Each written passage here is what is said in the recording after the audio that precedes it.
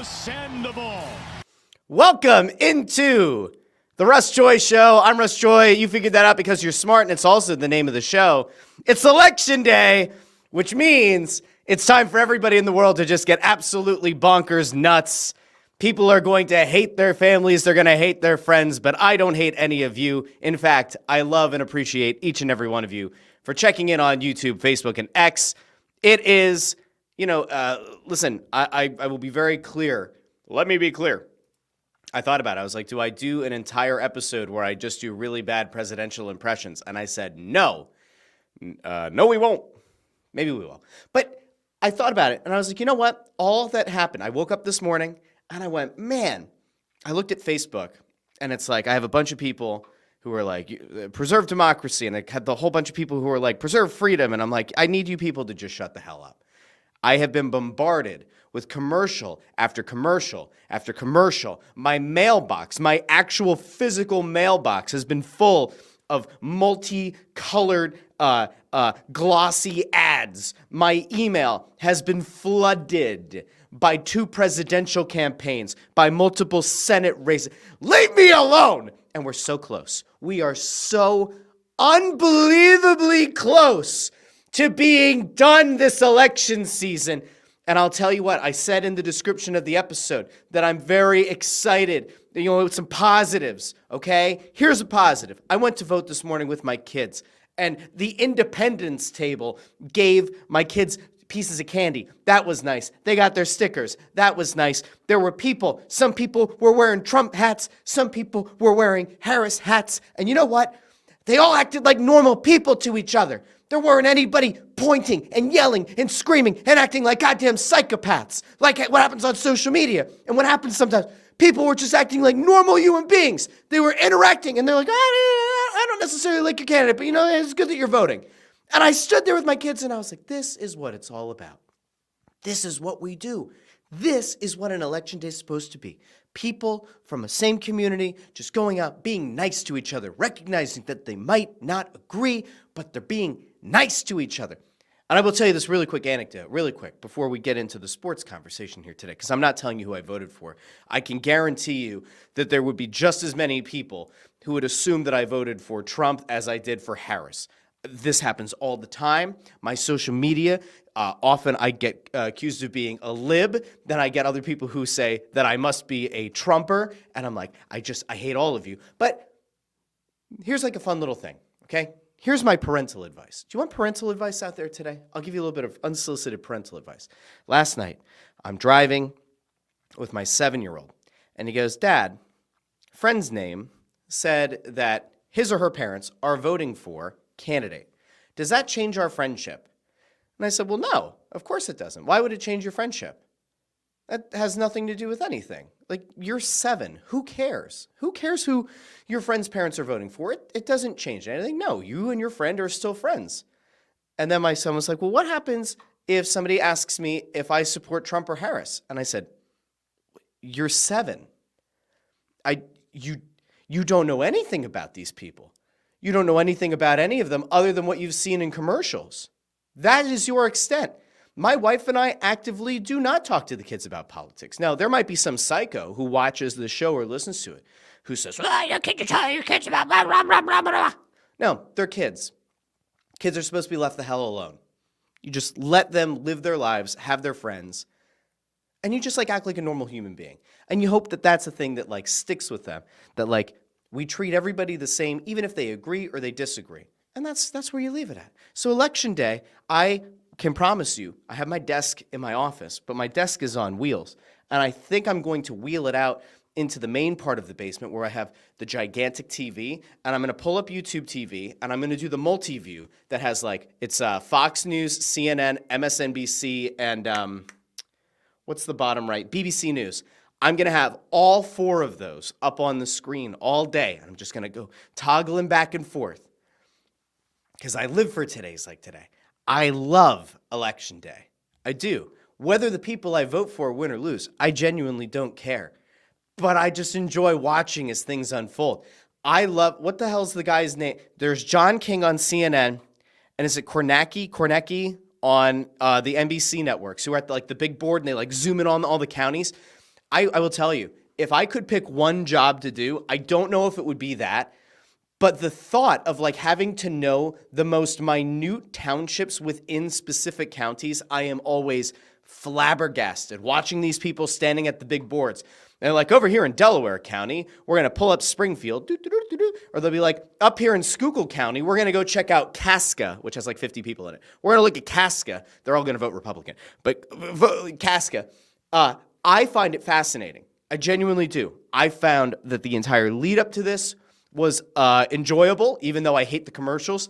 I found it enjoyable. I listened to right-leaning and left-leaning podcasts. I listened to one or two that I tried to find that were sort of in the middle, but I have enjoyed this. I am probably mentally ill for enjoying election season as much as I do, but I am fascinated. Can I offer one final point? Yes, it's my show. I do what I want. I'm like Cartman. I do what I want.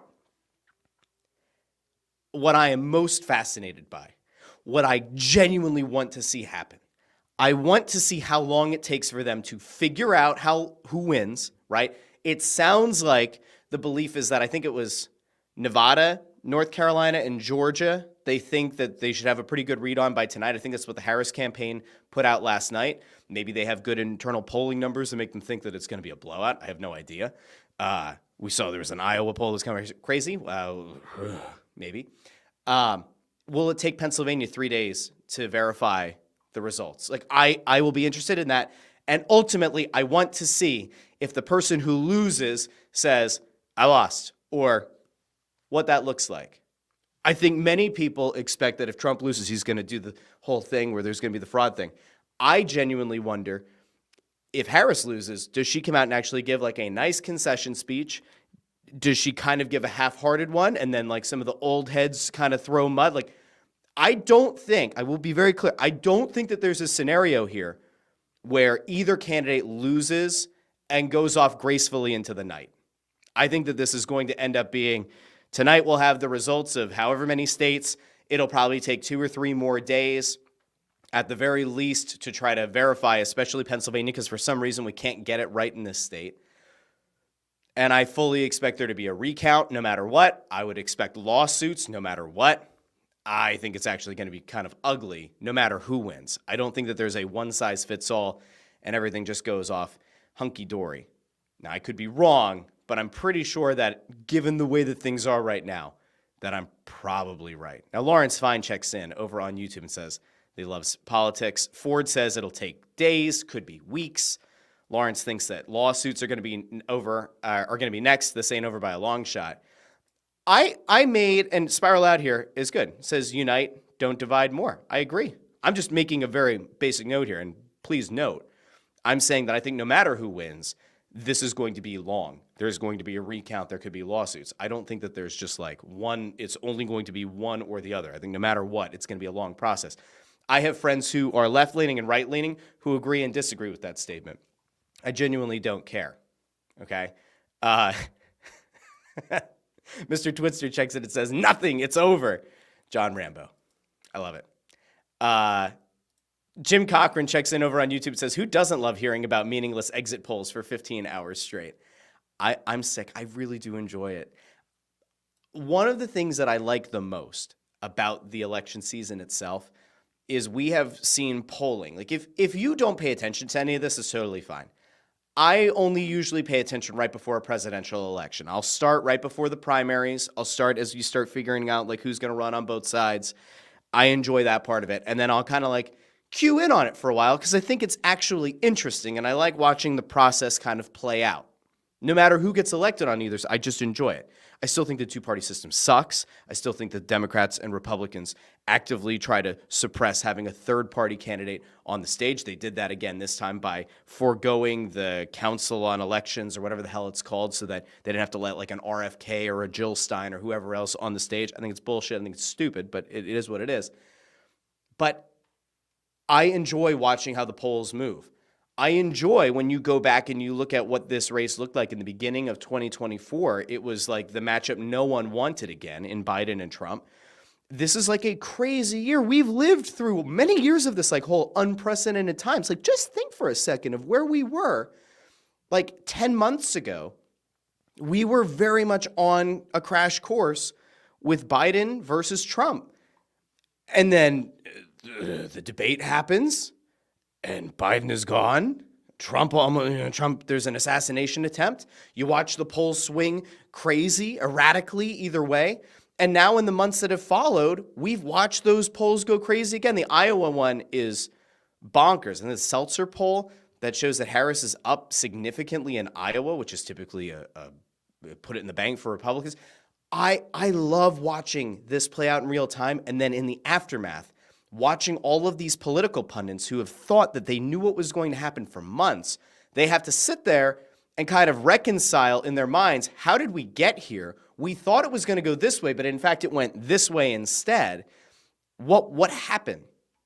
So anyway, I find all of this really fascinating. You might, and it's okay if you don't, but I hope that everybody does go out and vote.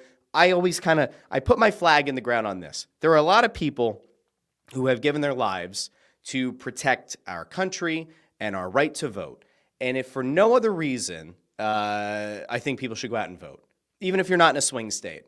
I know a coworker of mine lives in New Jersey. He's like, I'm not going to go vote. My vote doesn't matter in New Jersey. I was like, you should still go out and vote. Like, you should still go out and vote for those people. If for no other reason, like, go vote for the people who died for the country, right? I will say really quickly, and I'd love to know in the comments, because I know that there are people who check in from outside of PA or outside of swing states.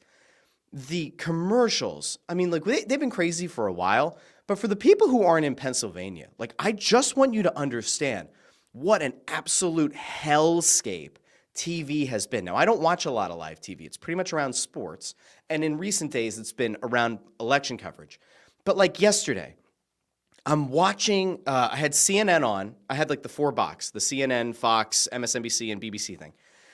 And I'm watching, and CNN goes to commercial, and it was, I think, a 6-commercial block. 5 of them were political ads. It was like, we went Harris, Trump, Casey McCormick. Maybe it was a 5 block, because then the last one was Macy's, and then it went back to the show. And I was like, 4 out of 5 or 5 out of 6. I'm like, it's nonstop. And it's been this way for weeks. I mean, it had been like 2 or 3 out of every 5 or 6 had been political. But like, as of yesterday, it was like almost every commercial was political. My kids, who I don't put them on the YouTube TV Kids thing, because like I'd seen all those weird things about like the algorithm pushing YouTube Kids people into like really not great places on YouTube. But like, they've just gotten into this thing where they mute. It doesn't matter who the candidate is. It doesn't matter what the ad is. They just mute. And it's like, it is wild to me, because I'll sit and like watch, say, like a How Ridiculous, these Aussie guys. They're hilarious. They do this like channel, sort of like Dude Perfect, but not exactly. And it's like their ads, or the ads that are dynamically inserted on YouTube, are mostly political ads, right? Kids will watch something about like Crunch Labs. They'll watch Mark Rober. Same thing. The one thing that I'm like thankful for, I guess, this election cycle has been the Dude Perfect app. They don't sponsor the show, but like they only allow kids ads in their app. So there's no political ads there. But if my kids are just on YouTube, on the channels that we approve and have them subscribe to, which are mostly like science-y kind of or fun channels, it's almost all political ads. And I'm like, why are we putting political ads? Because you can control that, right? Like, you could control to some extent what kind of ads display. Why are we putting political ads on very clearly defined like kids channels? I don't understand it. But I'm glad that it's almost over. I said to my boys and to my daughter yesterday, the 2-year-old doesn't, or almost 2-year-old doesn't understand any of this, but I said to those 3, I'm like, on a positive note, we aren't going to have to mute the TV anytime we're watching something now. Now we're going to go back to car commercials. We're going to get a ton of Christmas ads. You know damn well, like, we're going to have, there was that Big Lots commercial the one year. We're going to get the Wingstop commercials back. Like, it's going to be absolutely insane. And maybe I'll actually long for the days of having the political ads, but I am so excited, genuinely, to be done with that.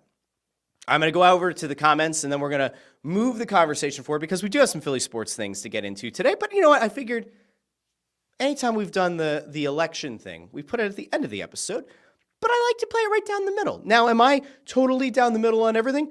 No. Am I ever going to tell you how I really feel? Probably not. No. I actually did have a conversation with somebody a couple days ago, and I was like, when you're a teacher, this is going to trigger Ford because I said I was a teacher. When you're a teacher, you have to try to play the middle as much as you can, or you have to, or you can like openly talk, at least where I taught, you could openly talk about things if you were very left-leaning. You couldn't, if you were even a moderate, you could barely toe that line without there being a complaint from a parent who like hears that you maybe said, a kid overheard you in the hallway saying that you think both candidates suck. That happened a few years ago. There was a kid who heard me say, I think both of these people stink, about Trump and Biden. I was like, I think they both stink. I'll go vote, but I don't like either of them. And I had a parent who sent me an email and was like, my kid heard you say that and blah, blah, blah, blah, blah, and this is why you should vote for Biden. And I was like, please shut the fuck up. Genuinely, please shut the fuck up. I didn't ask you, random parent of random kid in hallway who decided to walk by and for some reason felt the need to go tell you that. Like, just shut up. Walk away. Like, no. And also, don't bombard me with your political opinions. I don't give a shit. It's the same thing that I was thinking this morning when I was going on Facebook and I saw these people who were like, vote for Trump or you hate America, or vote for Harris or democracy is going to end. I don't care. I don't want to hear any of your opinions on anything. I hope that by the time this is all over, everybody can just sit down, take a deep breath, and remember that your friends and your family are still your friends and your family. Shut up. Leave me alone. I just want to be left alone. But as a teacher, you have to toe the line.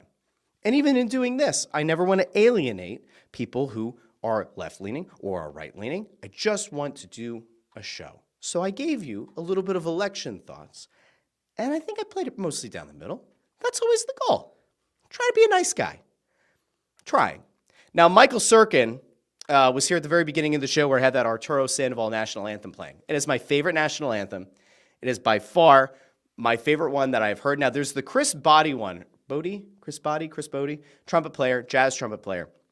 The one that played the national anthem the one year before the Giants game at MetLife, and there were a couple of players that were crying. That's fantastic, but that one's like very somber in its own way because it's kind of muted. But Arturo Sandoval's is like very, very brash and brazen and incredibly high register. And Michael's right, as a trumpet player, appreciated that this morning. Arturo Sandoval's incredible. Love Arturo Sandoval. As a kid, was raised on Maynard Ferguson, who's also fantastic in his own right. But Arturo Sandoval, slightly different, but very enjoyable. Very, very enjoyable.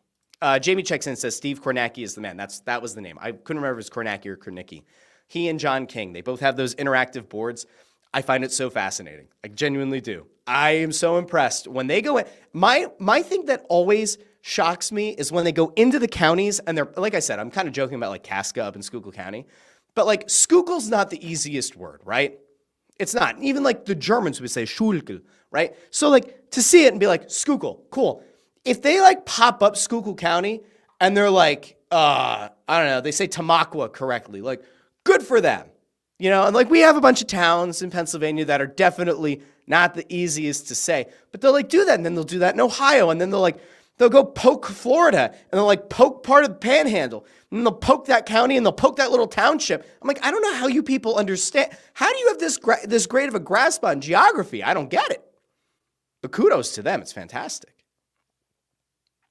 Ford is here. Spiral Out says, what up, everybody? And Russ, and we're going to get into the sports here in a second, but let's see. JH says, I'm so glad that the incessant ads and texts are done. I want to know in the comments, have you gotten bombarded, not just from the left or the right, have you gotten bombarded with texts from like states that have absolutely no relevance to you? Like, I've gotten texts from people that are running for office in Arizona or from campaigns in Ohio. I'm like, I can't help you. Also, I'm not contributing to your campaigns, but like, leave me alone. Just leave me alone. I am genuinely like just sick and tired of it's the texts, it's the emails, it's the mailbox stuffing. I have lost my mind. I am just over it. I'm so glad that it's almost done. JH says also total BS that there's only two viable parties. Germany system, hell, even the UK parliament system is far, far better than what we have going on here. I always, I said to some friends yesterday, I'm like, I actually do miss being a teacher during election season because what I would frame election day as in my German classes, we would talk about German parliament and all the different parties that are represented. And like, just that it's interesting, right? Like, not that I think it's the better system or the worst system, but like, there are all these different parties that are represented. And like, I do think that that's better than a two-party system, right? Like, I do think that there is actual value in having multiple parties that have the ability at any given point to win an election.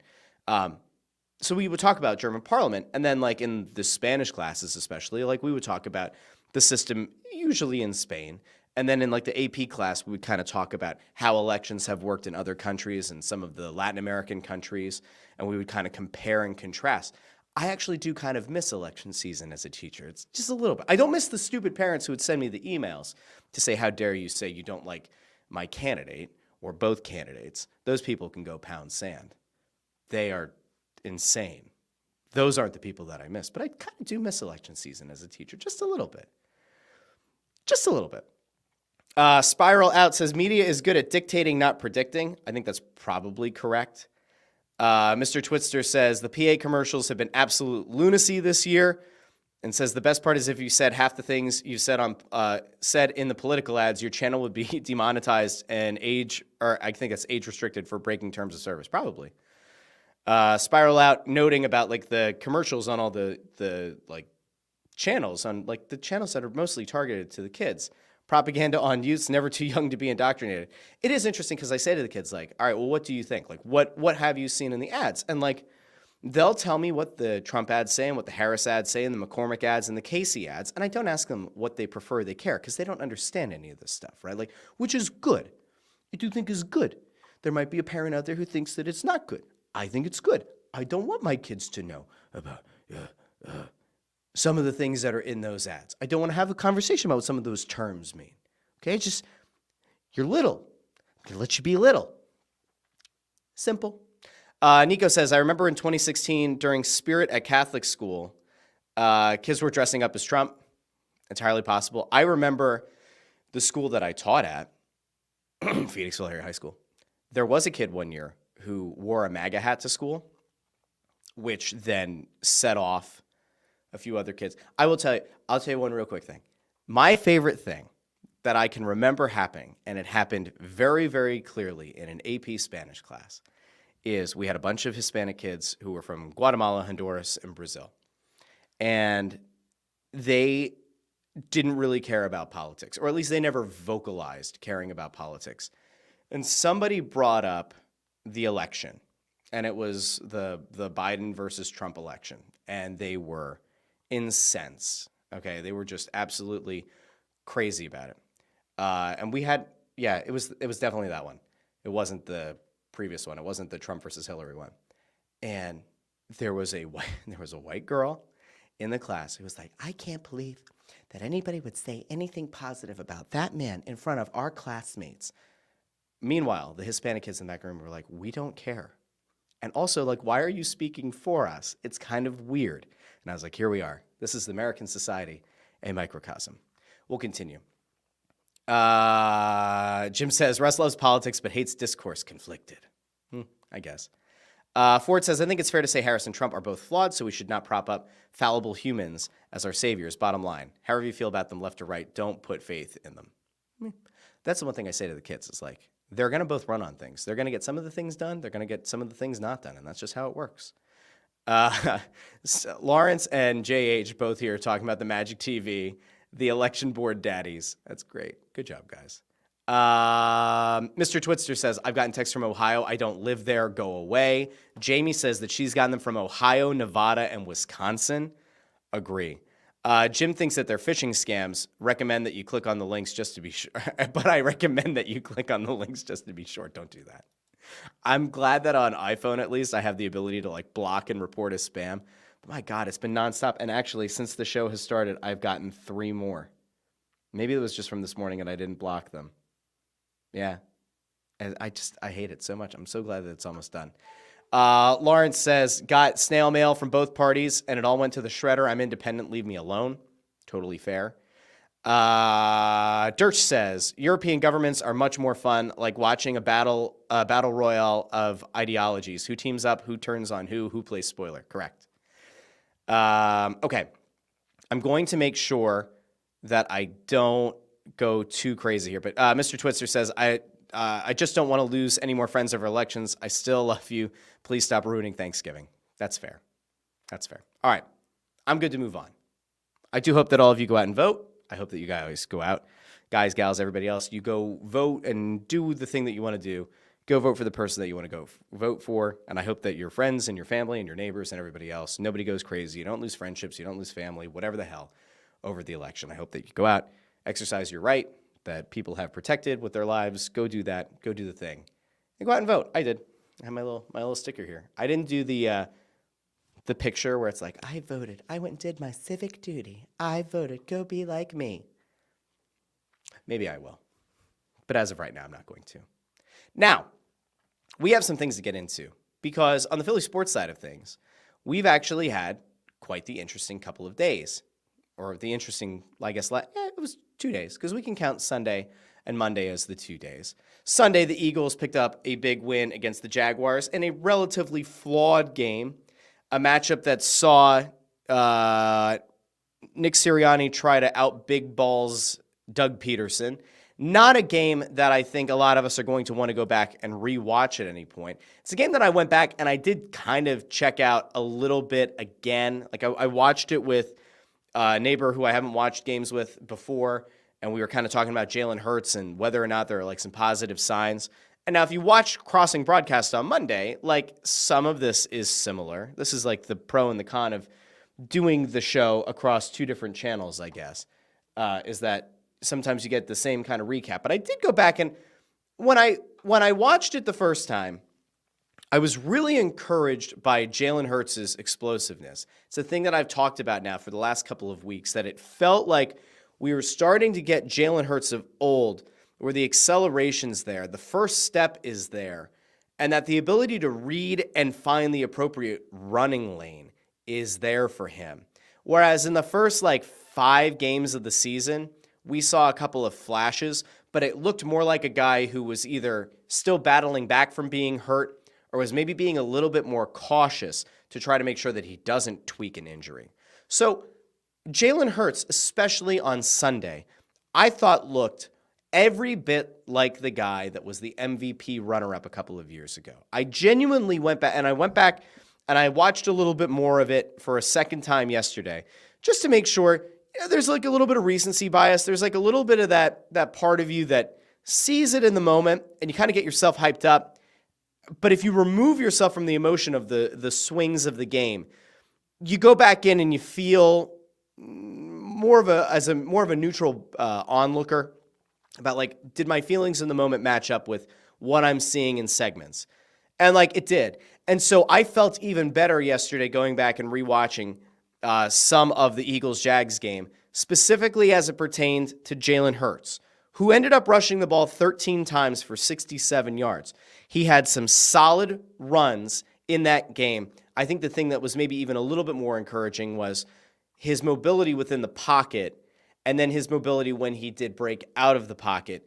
The explosiveness appears very much to be either back or almost all the way back. And when you talk about what kind of quarterback Jalen Hurts needs to be and what kind of quarterback Jalen Hurts is going to have to be if the Eagles do want to try to get back to a Super Bowl, it's that multi-layered dynamic player. Jalen Hurts is a pocket passer alone, is a good player. Jalen Hurts is a guy who has time in the pocket and maybe can get outside of it a little bit, but doesn't have the full range of mobility and doesn't have that added element as a runner.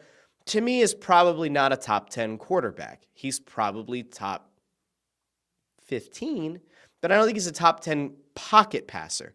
Doesn't mean that I think he's a bad quarterback. It doesn't mean that, we're going with the old Donovan McNabb criticism or the Michael Vick criticism that, these guys are, they have mobility. They're meant to run. No, I think Jalen Hurts, when he has the ability to show a defense that the explosiveness is there, it frees him up. And it also doesn't allow a defensive unit to kind of crash the box as much as they can if he's not as mobile. All of a sudden, you almost have to have a spy on Jalen Hurts that's kind of not blitzing in at every opportunity, that isn't rushing in at every opportunity, because if the pocket does collapse and he steps up, he can kill you, right? The idea is if you put it in the back of a defense's mind that oh shit, if Hurts does get the time and if he does recognize a running lane, he is going to be able to go out and pick up the first down. And he's not the kind of guy who just slides for first downs. He's going to be the kind of guy who lowers the shoulder and actively tries to pick up that extra yard. What we've seen for the last few weeks, I think we saw it against the Bengals, I think we saw it against the Giants, and we certainly saw it against the Jags, is that Jalen Hurts' comfortability in the pocket and getting outside and identifying those rushing lanes, that has gotten significantly better. And all of a sudden, he looks more like that guy that was the MVP runner-up and took this team to a Super Bowl.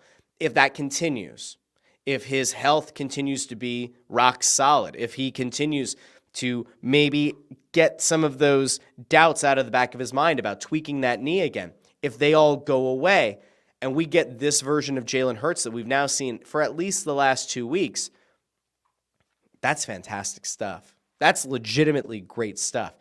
And it also probably signals that this Eagles team is going to be a real threat. No matter whether you think Nick Sirianni is a good head coach or not, I still don't think he's a great head coach. The talent on this team is the thing that I've gone back to time and time again. It is possible that the Eagles' talent will be able to win in spite of the coach. Now, admittedly, if you go back and you do an actual breakdown of Eagles-Jags, you will find multiple opportunities where Nick Sirianni left points on the board. Multiple opportunities for field goals. Multiple opportunities to kick the extra point instead of going for 2.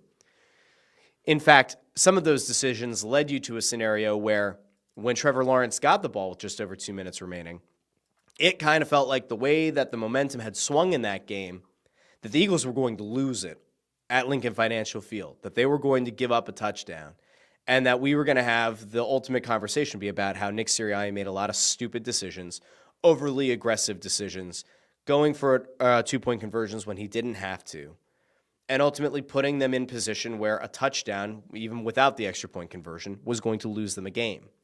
But instead, we had a great play by Nakobe Dean that sealed the deal. That goes along with a Zach Bond interception.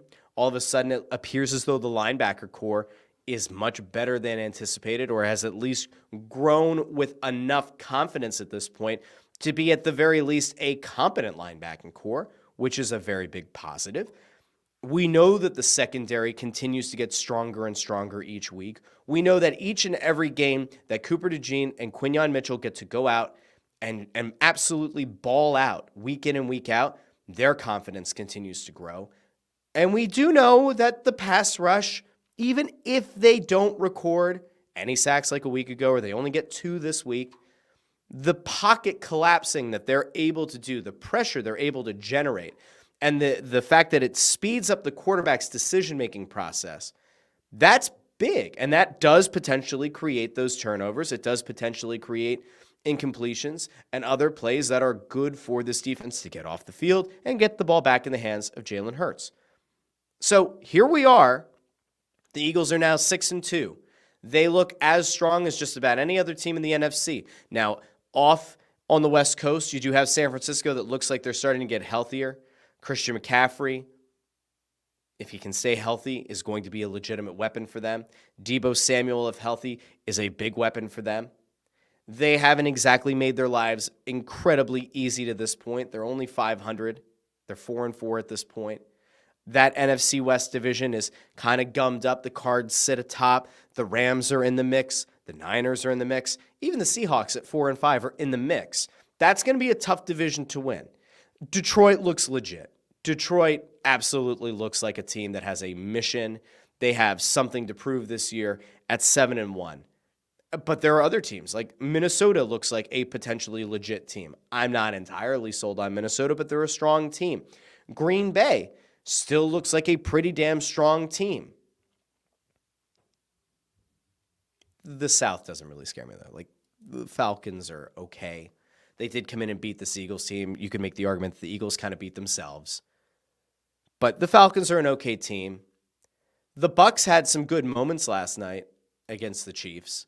They didn't win that game. Chiefs remain undefeated at 8-0. But like a 6-point loss at Arrowhead, that to me says that the Bucs are a pretty damn good team. So the NFC to me isn't just like a 1 or 2 horse race. Like, I do think that there's a scenario here where if this continues and some of these teams that I've kind of outlined, if you get into a postseason, there is a chance that a lower seeded team could very easily upset a division winner. It is entirely within the realm of possibility. Now, obviously, the season is still young.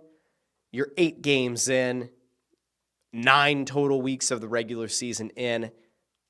I'll be interested to see how it plays out. I feel like the Eagles are definitely in better shape than I expected them to be in. But again, talent is going to win out. Now, A.J. Brown did get hurt on Sunday. It appears as though reports even as of yesterday are that there's no significant structural damage to A.J. Brown's knee, that he might miss the game against the Cowboys, but there's a chance that, I guess an outside chance he could play. But they thankfully have been able to avoid any significant structural damage to his ACL, which was one of the initial concerns. But we didn't even get to the guy who blew the roof off the place. I know there's no roof on the link. But there are 2 guys who put up absolutely incredible highlight plays. One, of course, is DeVonta Smith, a legitimate number 1 receiver in his own right, a guy who on many other teams would be the number 1 receiver. It just so happens that he plays on the same team as A.J. Brown. DeVonta Smith made a catch in the back of the end zone that I still cannot understand the physics of. I cannot understand how, I get that you can practice a one-handed grab. I understand that. But the body control at that speed and to get both feet down in real time, I thought his knee hit out of bounds. On the first replay, I thought his knee hit out of bounds. I totally missed the fact that he dug his left foot in, that he dug his tootsie toes into the end zone. It was one of the most incredible plays. And honestly, it probably wouldn't have been the play of the week, might have even been the play of the year for the Eagles, had it not been for Saquon Barkley, who did something that was so absurd, so obscene. I have never in my life seen it. I included it in the thumbnail for the episode. Here it is, for those of you who missed it, over top of my head. Saquon Barkley hurdles a guy in reverse. He's breaking open a solid run, spins, okay? Just take a moment, everybody. Just do a little spin real quick, okay? Run down the hallway, spin, and then collect yourself, but not really collect yourself, and then have the presence of mind to turn, leap up, almost like you're going to touch your toes, right? Like we're doing some kind of stationary yoga pose, but, multiple feet in the air, and hurdle a guy in reverse. I have never in my life seen it. I've never seen it even as an attempted play. I don't remember ever watching a high school, a college, or a pro game where somebody attempted it. It is bad shit crazy. And it is probably the play of the year in the NFL. Shannon Sharp said yesterday on First Take that it's almost impossible to imagine that not being the play of the year. There will be highlight catches. But to have the presence of mind to put together that kind of play, an instinctual play. I don't know. I can't imagine that Saquon Barkley, in the midst of that run and spinning, turns around and says, you know what? I'm going to turn my back to this guy and hurdle him in reverse. That's just an instinctual play. Absolutely insane. One of the craziest things I've ever seen in an NFL game. But anyway, the Eagles win that one, and we can all feel good about it. Because despite the fact that Nick Sirianni left a lot of points on the board, the Eagles walk away with a win. And at the same time, Dallas is in free fall, okay? The Cowboys have lost 3 straight games. Now you're going into Dallas, where you've had some trouble winning. And for all intents and purposes, Dallas's season is kind of on the line in this one. I get the fact that it's still early enough in the season, but when you have a Washington Commanders team that does look legit at 7-2, you have an Eagles team that, even despite its flaws, still looks legit at 6-2. Dallas can't afford another loss. If Dallas falls to 3-6, the Eagles move to 7-2. You're going to be 4 games back in the win column, right? 4 games back with, what'll that be? 7 games to play, 8 games to play. You're not making up that gap. And I get that they still have more division games. They'll still have the Eagles again. They'll still have the Commanders again. But you're not making up that kind of a deficit, especially to try to leapfrog 2 teams that as of right now look legit. So if you're the Eagles, you have the opportunity to do something that the Phillies, for example, couldn't do this season. You can take out a division rival. This game is more than just a divisional game. This is your opportunity to end the Dallas Cowboys season early. And boy, would that be quite the moment. Like, the funny thing is, if you look at Dallas and you just look at the way that they've struggled just across the board, like they haven't really gotten anything going this year. They had the opportunity to sign Derrick Henry from Tennessee. He ultimately goes to Baltimore. They had the opportunity to sign Saquon Barkley, leaves the Giants, ends up with the Eagles. The Cowboys opted not to go for either of these guys, who in fact both could be considered in the MVP conversation. The Cowboys chose not to go after either of those star running backs. Now, I'm not saying it would have, worked out the same way. I'm not saying that if Derrick Henry or Saquon Barkley had gone to that Cowboys team, that they would have the same kind of success that they found with their respective teams.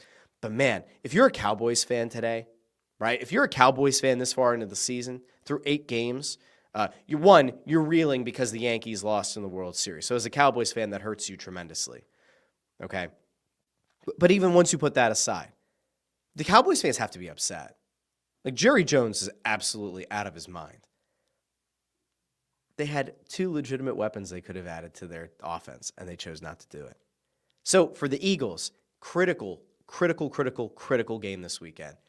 Go out, put the Cowboys out of their misery, and try to stay on pace with the Commanders, who are still up on you by a half a game.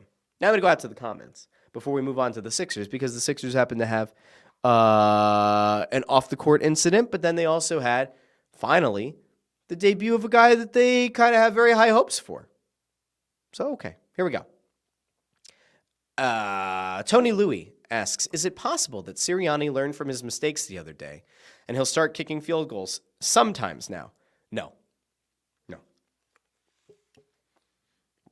I think it's virtually a guarantee that Nick Sirianni will continue to coach by his gut. He will continue to make some decisions that are maddening. I did see this counter narrative. Like, obviously people were going after Sirianni about leaving so many points on the board. I am not going as hard after him this week because they ultimately won the game. But I did see this counter narrative out there about how a lot of the decisions were the right decision. It doesn't hurt to go for 2, especially if it could put you up by 3 possessions. You go for it on 4th down instead of kicking a field goal. There are moments where I actually do agree with what the Doug Peterson philosophy was and has been the Nick Sirianni philosophy. I'm fine going for it on 4th and short. I don't really even care that much about field position. If you're on your own 30, then fine. Don't go for it on 4th and 2. But when you're at midfield, I don't know. I look at a punt and I just think about the possibility that the opposition could probably run it out to the 40. So, all right, maybe you're conceding 10 yards, but it does give you the opportunity to continue your drive.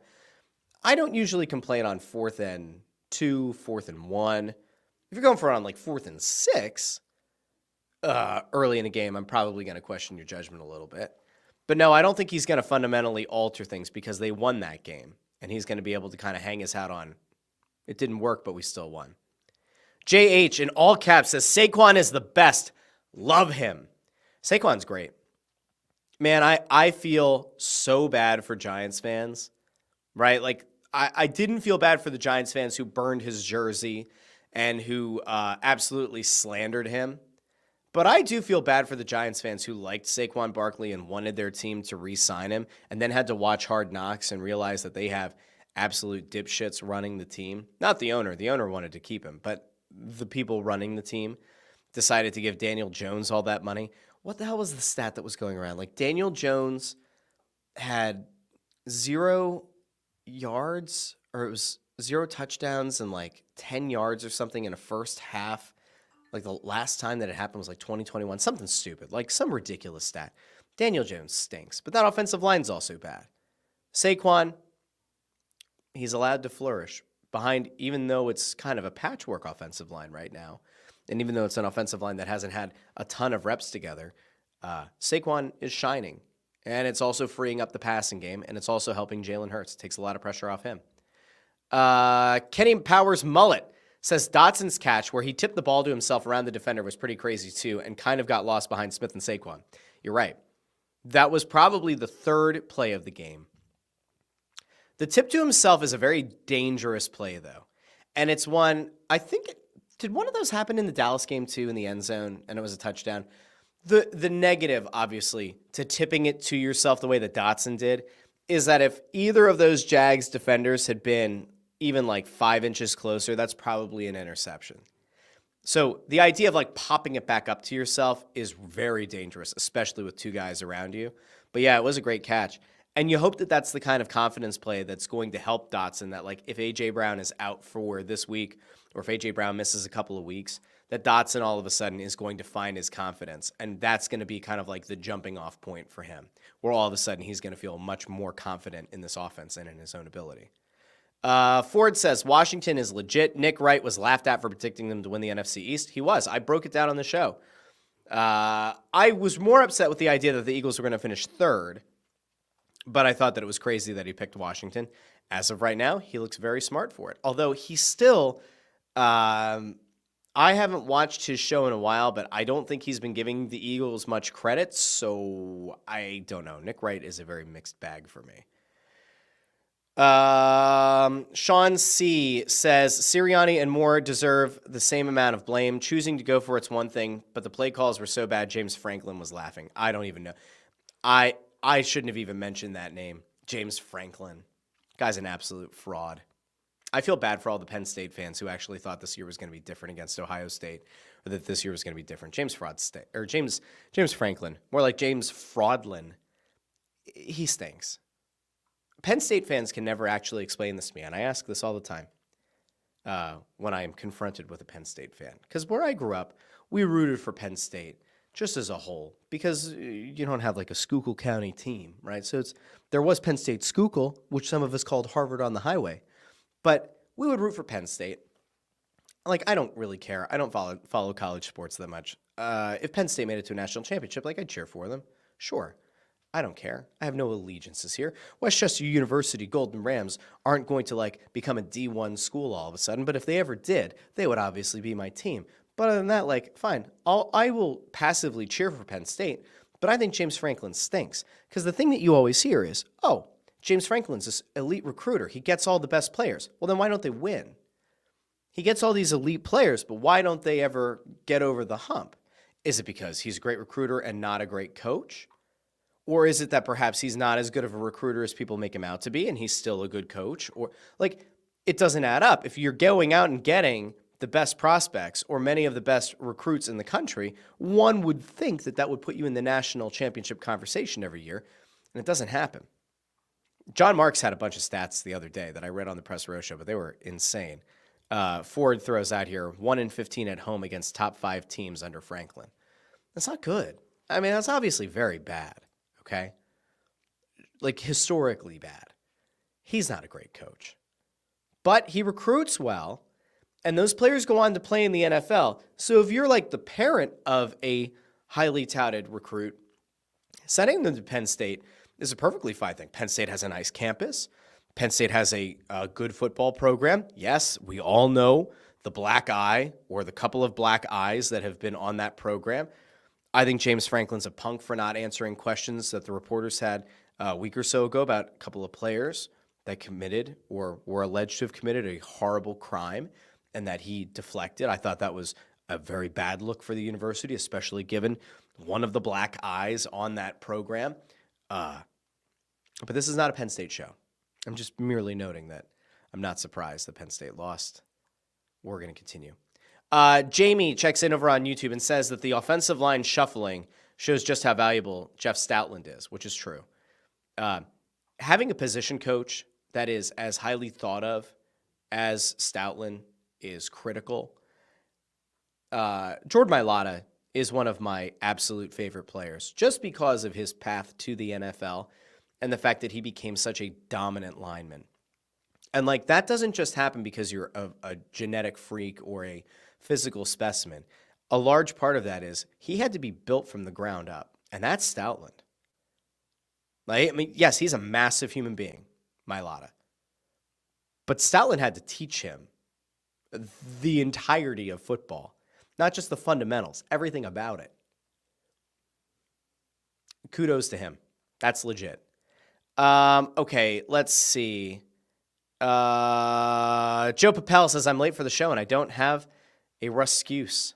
Joe, just say you were going out and you voted. That's why the show started a little bit late today.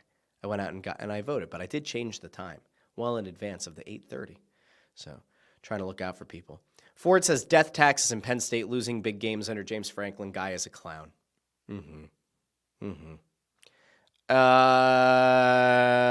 Let's see. All right. So, and this is good too. Sean C says a lot when Nick Saban tried to get Stoutland multiple times, and he didn't leave.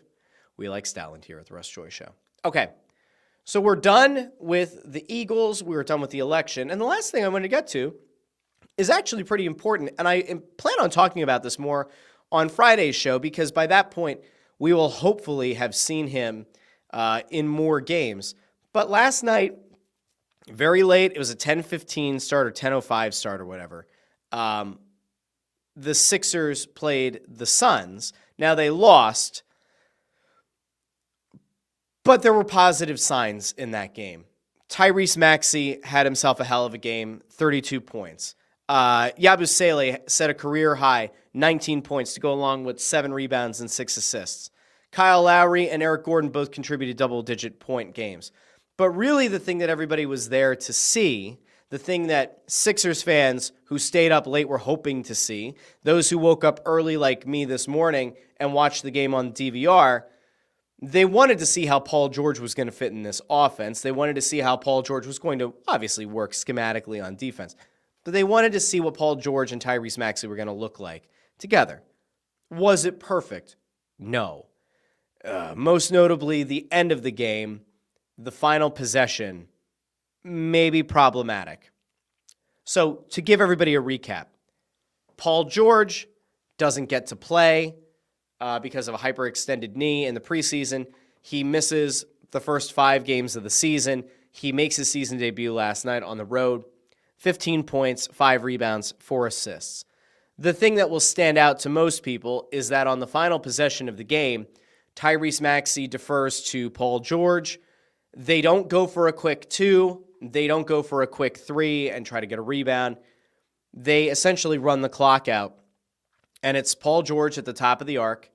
He gets himself set up for a step-back jumper just inside the 3-point line. It rims in and out.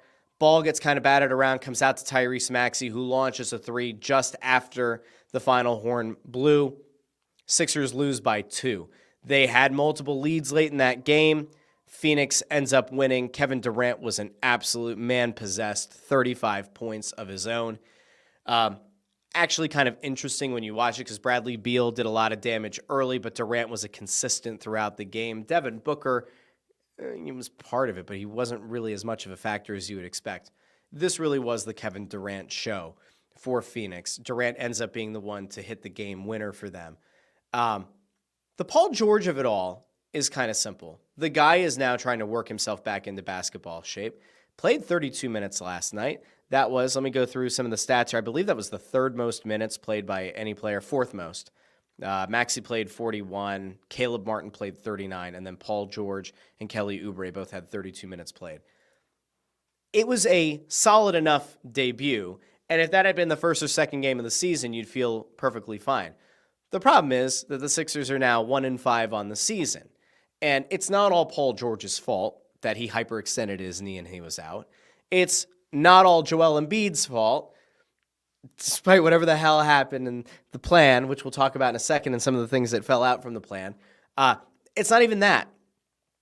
It's that your team is decent enough. Tyrese Maxey can be your number one option.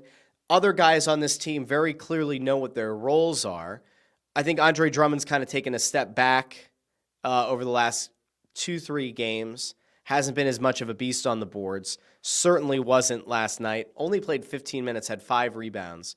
Not the kind of production you would expect.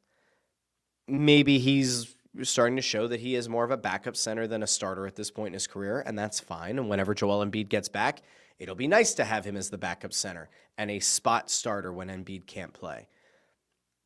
But Paul George's first game ends with him not being able to close out at the end of a game. Now, there are people who watched him with the Clippers who would say that this is pretty commonplace. I would like to give the guy a full clean slate here in Philly since it is his first season with the Sixers. I'm not going to say that everything that he's done in the past has been perfect or has been the worst thing ever. Let's give the guy an opportunity to find his footing. Let's give him a few games. I probably would have given it to the hot hand, though. I probably would have had Tyrese Maxey have the ball in his hands with the final shot opportunity, especially given some of the clutch shots that he hit down the stretch for the Sixers in that game. You live and learn. Would I have run out the clock like that? No. I'm going to run out the clock like that if I'm going for the 3 and the win, and that would have probably been via Tyrese Maxey. I wouldn't have run out the clock like that just to have a pull-up jumper from, 2 feet in from the top of the arc. But that's just me. But it is good. It's a positive to see Paul George in the lineup for the Sixers, which leads us to our final thing here today, which is the update on what happened between Joel Embiid and Marcus Hayes. Because I know that it's like very early in the episode name, and it's somewhere in the episode description. But everybody has probably seen this to this point. But if your only source of news and truth is the Russ Joy Show, okay? And for some of you, that may be the case. Thankfully for you, I am fair and balanced, okay, in the coverage of these teams. I did a thing like 2 weeks ago. It was the end of October. And I did a thing where I broke down what Marcus Hayes wrote about Joel Embiid. And if you haven't gone and watched that, it's clipped up on YouTube. I removed that segment and I threw it into the clips playlist. But Marcus Hayes wrote that awful lead that invoked the memory of Joel Embiid's brother, who passed away tragically in an automobile accident in their native Cameroon when Embiid was in his rookie season. So there was that. And then he chose to name his son after that brother, and that the article that was published by the Philadelphia Inquirer had an image that featured that little boy who's not like 16. It's a little kid. And Marcus Hayes kind of went the inflammatory route to set up a story where he essentially called out Joel Embiid for never being healthy and never being well-conditioned, which I thought was bullshit, and I went on a long rant about it again. You can go check that out. But what I was absolutely flummoxed by was what happened over the weekend, because it had been, like I said, 2 weeks, 10 days, whatever it was, from Marcus Hayes writing that piece to Joel Embiid last week, coming out, and I believe we played it on this show, but Joel Embiid called out Marcus Hayes in the media last week, saying that it was bullshit. The way that he was treated was unfair, that he's done too much for the city to be treated this way, and that, Marcus didn't even show up to talk about it, all of that, okay? Like, none of that happened, which is obviously problematic. And I sat there and I went, all right, all this time has passed, and very clearly, no one between the Philadelphia 76ers and the Philadelphia Inquirer have gotten together and said, we need to try to nip this in the bud. We have to make sure that we get some kind of line of communication set up between Joel Embiid and Marcus Hayes to not allow this to fester, because Embiid was pissed off last week. It wasn't like Embiid just said, I don't like some of the things that have been written, but it is what it is. No, like he definitely sounded angry when he addressed the media. All right, so nobody from the Inquirer, nobody from the Sixers set up a meeting between the two. And what happens over the weekend? The news breaks late at night that Joel Embiid punched Marcus Hayes. That was reported by Keith Pompey, the beat writer for the Philadelphia Inquirer. He said that Embiid punched Marcus Hayes, which obviously set Twitter ablaze because, holy shit, that's insane. No matter what somebody writes, a big man like Joel Embiid punching Marcus Hayes, not ideal. Probably makes you think about his fist that's probably like the size of my leg. You're not just getting like this much of the fist to the face. I would assume that Joel Embiid's hand would probably take the entirety of Marcus Hayes' head. Like it would be top of noggin all the way down to jaw. So it's like two fists, right? So I wake up at like 2:30 in the morning and I see this tweet going around about, Keith Pompey saying it was a punch. And then I start seeing actual reporters who said it wasn't a punch, it was a shove. And then the details kind of start coming out. But I'm like, what the hell happened that Joel Embiid felt the need to hit Marcus Hayes? Now, Marcus Hayes is not the most likable guy, all right? On a human level, I have met Marcus Hayes a few times, and he seemed like a perfectly fine human being. But I read some of his stuff, and I'm like, there's so much condescending bullshit in here that, like, I could understand someone not liking him. Last year, there was the controversy because Marcus Hayes wrote the thing about A.J. Brown, right? It said, like, the Eagles have a problem. It wears number 11, and it wears headset. That was talking about Nick Sirianni. He has previously written things about Brett Brown saying things that Brett Brown didn't say. There have been multiple instances now where Marcus Hayes has written shit that he shouldn't have written, and that, like, an editor probably should have caught, or that a newsroom should have been like, it's probably not ideal. And yet, he continues to get away with it. Now, Mike Sealski, who's also a columnist, has also written some stuff that's gotten him in hot water. Most notably, he wrote the thing about Jake Voracek and a few of the other vets laughing when Aline Vigneault was talking to the media, which led to, in the bubble, Jake Voracek calling Mike Sealski a fucking weasel. So, like, there's kind of a track record now, to some extent, a precedent, if you will, that these sports columnists tend to write things that piss off players or executives or coaches, and it doesn't seem like they ever are held accountable. Well, Joel Embiid shoved Marcus Hayes. Now, Kyle Neubeck did a whole thing. He wrote a couple of things over the weekend about it. There was somebody from the Inquirer morning staff who said that it was an open hand strike or an open hand slap across the neck and the chest area, somewhere in here you would assume. Depending on who you believe, it's more of a shove, certainly not a punch. Either way, not okay. No matter how much you don't like Marcus Hayes, he shouldn't be assaulted in a locker room. Joel Embiid has to know better. And at the same time, I can totally understand how if you invoked the name and the memory of a brother who tragically passed away, who you have since named your son after, I could kind of understand why you might have more of a visceral reaction than if a columnist said, hey, this guy is just fat and lazy and out of shape. It is very different. And yet, how does nobody from the Sixers or the Inquirer work on smoothing this out before those two are actively together in a locker room? It didn't happen. And then from some of the reports, it sounded like it was a minute and a half, 2 minutes between the initial them talking or arguing and the shove happening. How does nobody from PR, how does security, how is there no one that splits them up way sooner, gets cooler heads, sets something up, have them talk? That is like organizational malpractice on the part of the Sixers and the Philadelphia Inquirer. And I made this case on Monday on Crossing Broadcast, but like there's a case to be made that the Philadelphia Inquirer actively sent their own worker, their own columnist, into a potentially hostile environment because they themselves hadn't set up some kind of a meeting between the two. Now, is it possible that the Inquirer tried to take some steps? Is it possible that the Inquirer tried to get Marcus Hayes and Joel Embiid in a room? Maybe Marcus Hayes said no. Maybe Joel Embiid said no. Maybe they both said no. How does no one have the foresight to say these are combustible elements? There are variables at play here that are going to elicit a very visceral reaction. We need to do whatever we can to make sure this doesn't escalate. It seems like nobody thought about it. Like genuinely seems like no one thought of it. Now, Sean C. asks a very pertinent question here. Seems like too much time has passed to give Embiid any type of punishment, or did I miss something?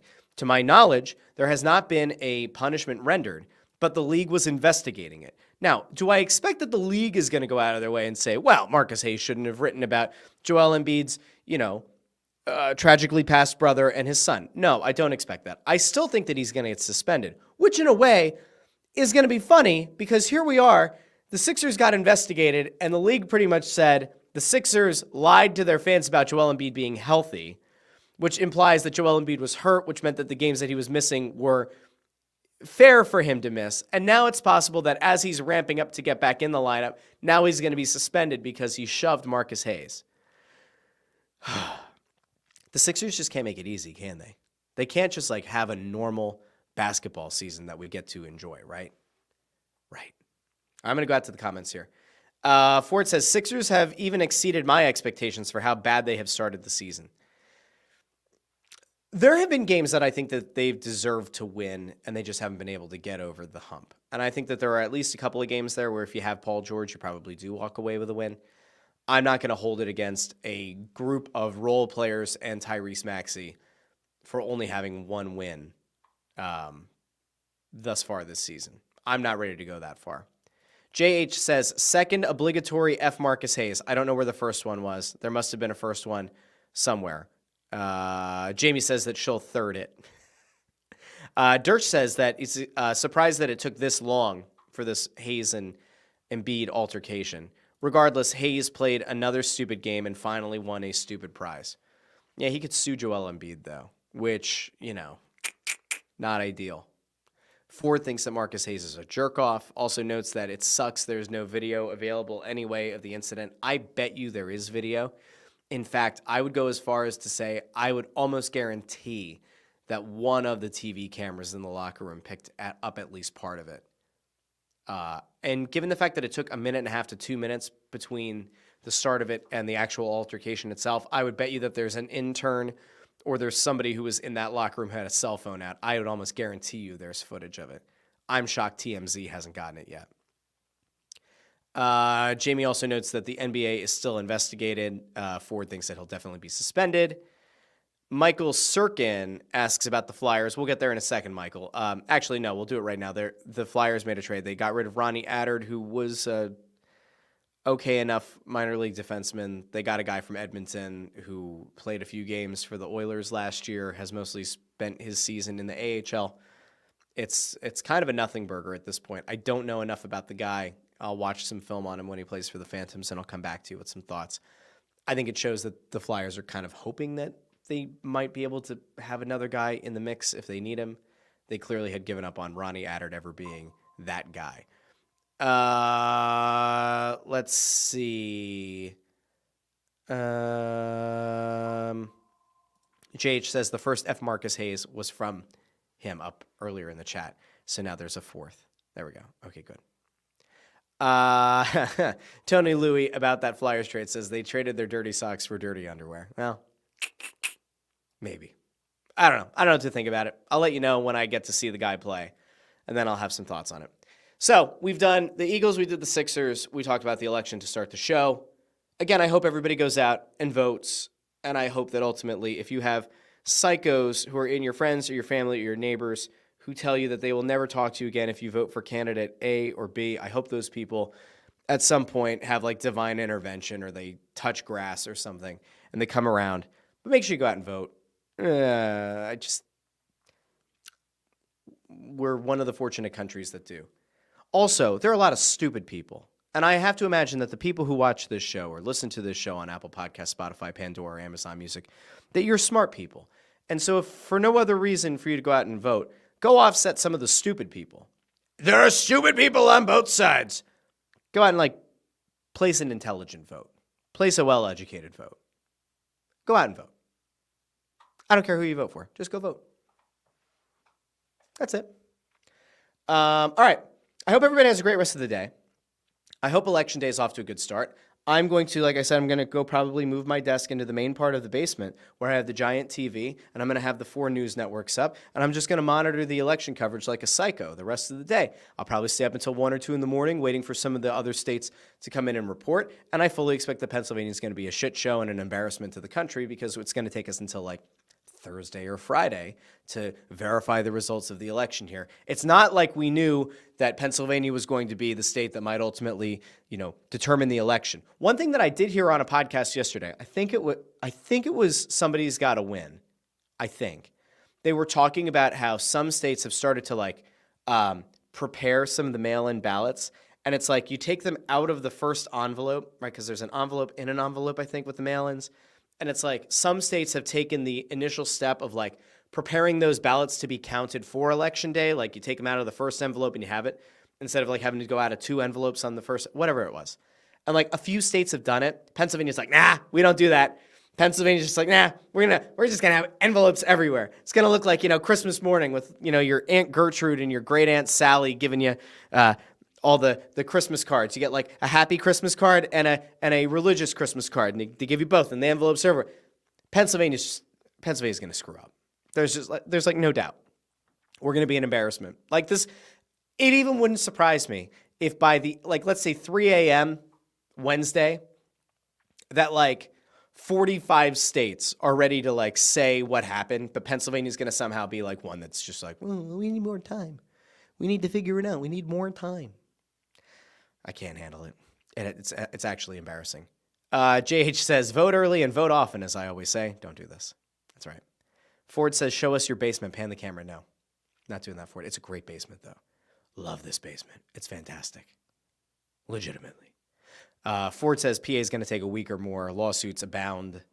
This election comes down to like 70,000 votes in 2 to 3 states, divided country. Okay, well, that's true. Tony Louis says the Vegas betting odds on the election changed from 60-40 for one candidate to a pick'em over the last 3 days.